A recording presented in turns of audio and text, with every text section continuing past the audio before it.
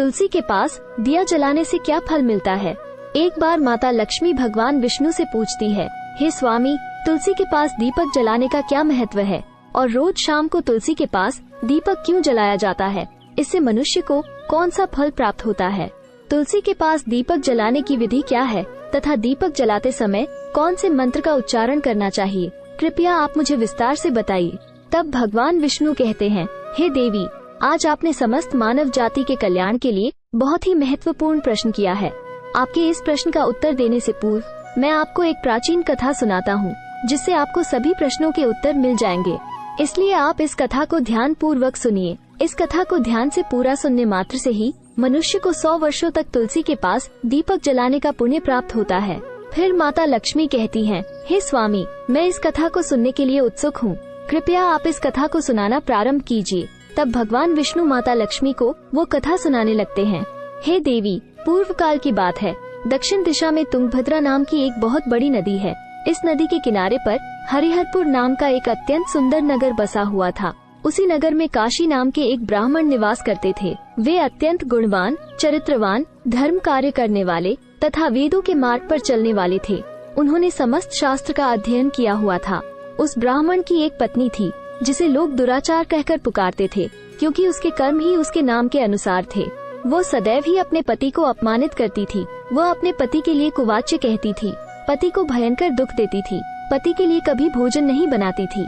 उसने अपने पति के साथ कभी शयन नहीं किया, कभी उसके साथ प्रेम से व्यवहार नहीं किया। पति के मित्र, परिवार के लोग घर पर आते तो वो स्त्री उनको अपमानित करके भगा दिया करती थी और स्वयं काम भाव से उन्मत्त होकर निरंतर अन्य व्याभिचारिणी स्त्रियों के साथ घूमा करती थी। उसका मन पति को छोड़कर पराये पुरुषों में लगा रहता था। उसने कभी अपने पति से प्रेम से बात नहीं की, किंतु पराये पुरुषों के संग बैठकर बातें करती थी। पराये पुरुषों को मोहित करने के लिए सज धज कर गाँव में घूमने जाया करती थी। कभी वह वन में किसी वृक्ष के नीचे खड़ी रहकर सुंदर पुरुषों की राह देखने लगती और किसी दुष्ट पुरुष को मोहित करके उसके संग भोग विलास किया करती थी। फिर एक दिन वो दुराचारिणी स्त्री वन में जाकर एक वृक्ष के नीचे खड़ी हो गई। उसका चित्त काम से भरा हुआ था। वो किसी सुंदर कामी पुरुष की राह देख रही थी, किंतु बहुत समय निकलने के बाद भी उस स्थान पर कोई पुरुष नहीं आया। इसलिए वो अत्यंत दुखी हो गई और प्रियतम की खोज में इधर उधर देखने लगी। उस दिन उसका सारा परिश्रम व्यर्थ हो गया। वहाँ पर खड़ी होकर वो नाना प्रकार की बातें कहकर विलाप करने लगी। हाय हाय, आज तो इस मार्ग से कोई भी सुंदर पुरुष नहीं आया। अब मैं कैसे अपने काम वासना को शांत करूं? आज की रात कैसे बीतेगी? वो जोर जोर से विलाप करने लगी। उस जंगल में एक भयानक बाघ निवास करता था। उस पापिनी स्त्री की आवाज सुनकर वो जाग गया और उछलकर उस स्त्री का भक्षण करने के लिए उसके पास आ गया। उस भयंकर बाघ को देखकर उस स्त्री के पसीने छूटने लगे। वो भय से थर थर कांपने लगी। वो स्त्री कुछ करती, इतने में ही उस बाघ ने अपने पंजे से उसे घायल कर दिया और वह स्त्री जमीन पर गिर पड़ी। जमीन पर गिरते ही वो स्त्री चिल्लाते हुए बोली, अरे बाघ, तू किस लिए यहाँ पर आया है? मुझे क्यों मार रहे हो? मैं यहाँ पर अपने प्रियतम को खोज रही हूँ। तुम मुझे छोड़ दो, मेरा भक्षण करके तुझे क्या मिलेगा? उस स्त्री की यह बात सुनकर वो भयानक बाघ क्षण भर के लिए रुक गया और हंसते हुए बोलने लगा, हे दुष्टा, आज विधाता ने तुझे मेरा ग्रास नियुक्त किया है। तुझ जैसी पापिनी स्त्रियों का भक्षण करना ही मेरा काम है, तभी तुझे इस शरीर से मुक्ति मिलेगी। वो स्त्री कहने लगी, हे बाघ, तुम कौन हो? मुझे सच सच बताओ, तुम्हें किस कारण से बाघ की योनि में जन्म लेना पड़ा और तुम मुझ जैसी स्त्रियों का भक्षण क्यों करते हो? पहले मुझे सारी बात बताओ और फिर मेरा भक्षण करो। फिर बाघ कहने लगता है, हे पापिनी, मैं तुझे मेरे पूर्व जन्म का वृतांत सुनाता हूँ, किस कारण से मुझे बाघ बनना पड़ा। पूर्व काल में दक्षिण देश में एक नदी थी। उस नदी के तट पर एक नगरी बसी हुई थी। उस नगरी में मैं निवास करता था। मैं एक ब्राह्मण का पुत्र था और नदी किनारे बैठकर यज्ञ आदि कार्य किया करता था। मैंने उस जन्म में अनेक पापियों के लिए यज्ञ किया, उन पापियों के घर का भोजन किया। मैंने धन के लोभ से अनेक पापियों के लिए कार्य किया।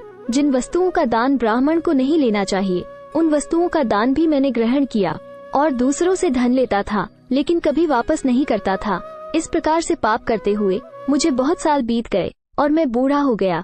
मेरे बाल सफेद हो गए, आंखें सूज गई, मुंह के सारे दांत गिर गए, लेकिन फिर भी मेरी दान लेने की आदत नहीं छूटी और मैं पाप करता गया। फिर एक दिन मैं धन के लोभ से नदी किनारे गया और अन्य धूर्त ब्राह्मणों के साथ मिलकर हमने लोगों को ठगा। झूठ मंत्र वचन बोलकर हमने बिना विधि विधान किए ही देवी देवताओं का पूजन किया और बहुत सारा धन दान में ले लिया।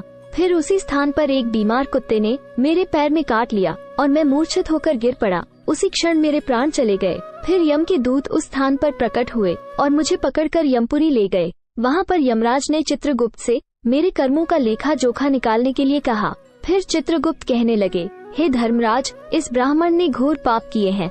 इसने दूसरों से झूठ कहकर धन लूटा है, विधि विधान से पूजा ना करके झूठ मंत्र बोलकर भगवान का अपमान किया है। इसलिए ये पापी ब्राह्मण केवल नरक जाने के ही योग्य है। फिर यमराज ने अपने दूतों को आदेश देकर मुझे नरक की अग्नि में डाल दिया। अनेक वर्षों तक नरक की सजा भोगने के बाद मुझे बाघ का शरीर प्राप्त हुआ और मैं इस दुर्गम वन में निवास करने लगा। मैं अपने पूर्व जन्म के पापों को याद करके कभी महात्मा, साधु पुरुष, सती स्त्रियों का भक्षण नहीं करता हूँ। मैं केवल पापी, दुराचारी तथा कुलटा स्त्रियों का ही भक्षण करता हूँ, ताकि मुझे पाप से मुक्ति मिल जाए। इस प्रकार से उस बाघ ने अपने पूर्व जन्म का वृतांत सुना दिया और उस स्त्री से कहने लगा, हे पापिनी, तेरे आचरण से तू कुलटा दिखाई पड़ती है। अपने पति को छोड़कर तू इस वन में अन्य पुरुष के साथ भोग विलास करने के लिए आई है, इसलिए आज तू मेरा ग्रास अवश्य बनेगी। इतना कहकर उस बाघ ने अपने तीक्ष्ण नाखून से उस पापी स्त्री के टुकड़े टुकड़े करके उसे खा लिया। फिर उस स्थान पर यम के दूत प्रकट हुए और उस पापिनी स्त्री को उठाकर यमपुरी ले गए। वहाँ पर उसे यमराज के सामने खड़ा किया गया। फिर चित्रगुप्त ने उस स्त्री का लेखा जोखा निकालते हुए यमराज से कहने लगे, हे धर्मराज, ये स्त्री तो अत्यंत पापिनी है। इसने घोर पाप किए हैं। इसने व्यभिचार किया है। इसने अपने पति की कभी सेवा नहीं की। अपने पति को भूलकर पराये पुरुषों के संग भोग विलास किया करती थी। उसके पाप को सुनकर यमराज ने उस स्त्री को अग्नि से भरे हुए कुंडों में डालने का आदेश दिया। अनेक वर्षों तक उसे उस कुंड में पकाया गया। फिर उसे निकालकर दूसरे नरक में डाल दिया गया। इस प्रकार से उसे अनेक वर्षों तक अलग अलग नरकों में डाला गया और नरकों में डालने के बाद वो महापापी स्त्री पुनः पृथ्वी लोक पर आकर चांडाल के रूप में उत्पन्न हुई।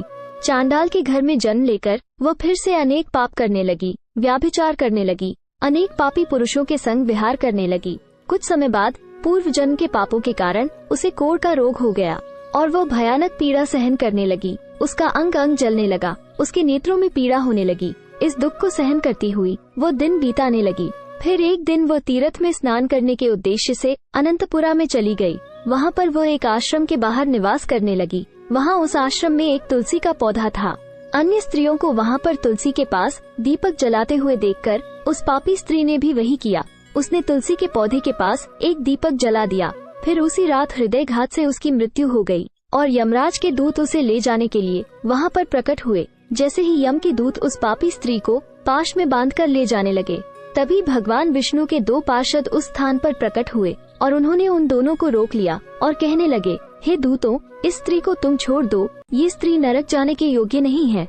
तुम किसके आदेश से ऐसा अधर्म कर रहे हो? फिर यम के दूत कहने लगे, हे पार्षदों, हम यमराज के आदेश से इस पापी स्त्री को उठाकर ले जा रहे हैं, किंतु आप हमें किस कारण से रोक रहे हैं? ये स्त्री अत्यंत पापी है, इसे नरक में ले जाने की आज्ञा मिली है। फिर पार्षद कहने लगे, हे दूतों, ये स्त्री तो विष्णु भक्त है, यह नरक जाने योग्य नहीं है। इसने शाम को तुलसी के पास दीपक जलाया है, इसी कारण से इसके समस्त पाप नष्ट हो गए हैं।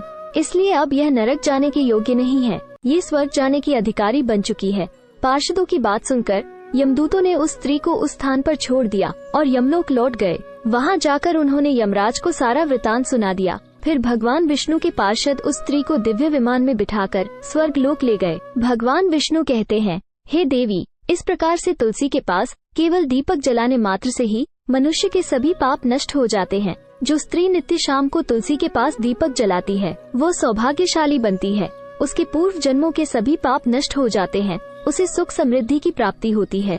रोज तुलसी के पास दीपक जलाते समय इस मंत्र का उच्चारण करना चाहिए। ओम तुलसी देव्यै च विद्महे विष्णु प्रियाय च धीमहि तन्नो वृंदा प्रचोदयात्, जिसका अर्थ होता है, विष्णु प्रिय तुलसी, मैं आपको नमन करती हूँ, आप मुझे उच्च बुद्धि दो। हे वृंदा, आप मेरे मन को रोशन करो। भगवान विष्णु कहते हैं, हे देवी, हजारों अमृत के घड़ों से नहलाने पर भी श्री हरि विष्णु को उतनी तृप्ति नहीं होती जितनी वे मनुष्यों के द्वारा तुलसी का एक पत्ता चढ़ाने से प्राप्त करते हैं। 10,000 गौ दान से मानव जो फल प्राप्त करता है, वही फल तुलसी पत्र के दान से पा लेता है। जो मृत्यु के समय अपने मुख में तुलसी पत्र का जल पा जाता है, वो संपूर्ण पापों से मुक्त होकर भगवान श्री हरि विष्णु के धाम जाता है।